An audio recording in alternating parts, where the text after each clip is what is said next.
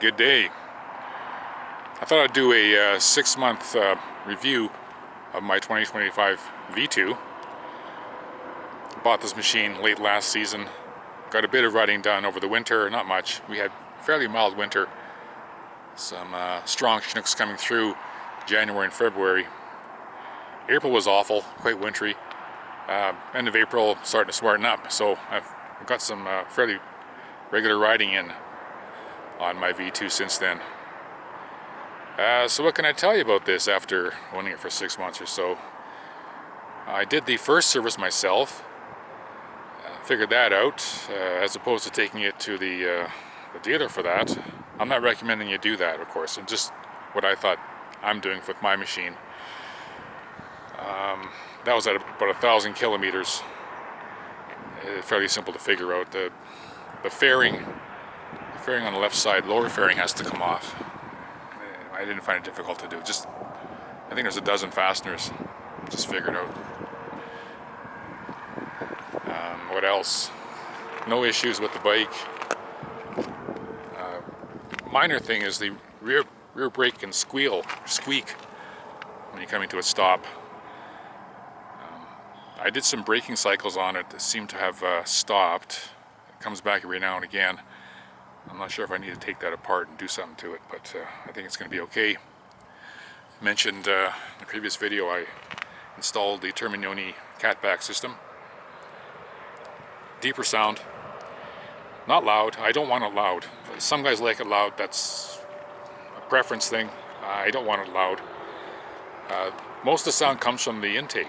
It's got a super cool intake sound. I sure love it. Get this thing wound up. Wow. I think it's a better sounding bike than my Super Sport 1000. I have an 05 Super Sport 1000. It's a classic Ducati dry clutch sound, but this thing's, the intake honk is it's really cool.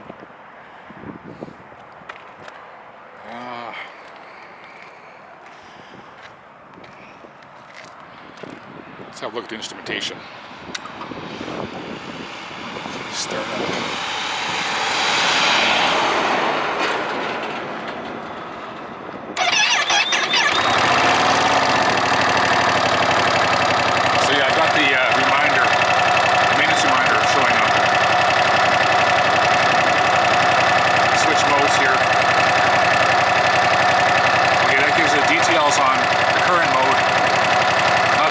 Just to show you what the settings are in sport. I've got the power high, ABS 1, traction control off, wheelie control off, brake control is level 3, and quick shift is on. I think it's always on, I believe. Quick shift. Yeah, so it takes a bit of getting used to how to navigate through the instrumentation. To get back to the previous. Push this. There it is. So 2,461 kilometers since I got it.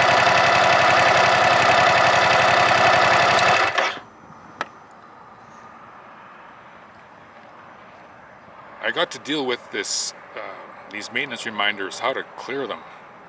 I don't think there's currently an OBD scanner that can do that. So you got to watch out. Some of them support various Ducati models. I don't know if anything out there currently supports this bike. I don't know why it'd be different, but they may say it does. Beware. So I'm still working on that. It's not really a big deal in my mind, but I'd like to get them cleared. Of course, the other way of doing it is taking it to the dealer. They'd love to clear it. At $170 an hour, do all kinds of things to your bike for that hourly rate. That's just me. I like to do things. I'm a DIY kind of guy. Yeah, so there you have it. The 6-month update on my 2025 V2. I sure like it. It's a super easy bike to ride. It's got a relaxed riding position. It's got nice wide handlebars. High, you don't have to bend over too much to reach the bars. At least I don't.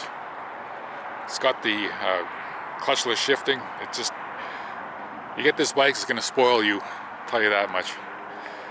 You like to ride this one all the time. You got other bikes, you'll like to ride this one the most. I sure do. So there you have it. The 6-month update on my 2025 V2. I don't expect to do anything maintenance on this bike for a while, except oil changes. I probably won't run as long as they recommend. I think they said 15,000 kilometers intervals. I'm not going to go that far. Way less than that. Maybe air filter at some point. Valve clearances. This looks like Audi has a lot of influence on the engine design. This is really low maintenance. That's sort of like the low maintenance Ducati don't belong in the same sentence, right? But this one is a low maintenance Ducati. If what Audi's or what Ducati's now saying, it's 30,000, or other sources say 45,000 kilometer intervals for valve clearance check. The chain is a 520. I think it's a bit light, but they've done that to keep the weight down. That's a good thing, I suppose. The V2 lost about 30 pounds or so, or more. I think 35 pounds or something compared to the previous V2. I'm all for that. Gave up some horsepower, but this thing has variable valve timing. It just goes. You just twist that throttle and the thing just goes. Lots of grunt. I sure like it. Okay, there you have it. My 6-month update on my 2025 V2. Thanks for watching.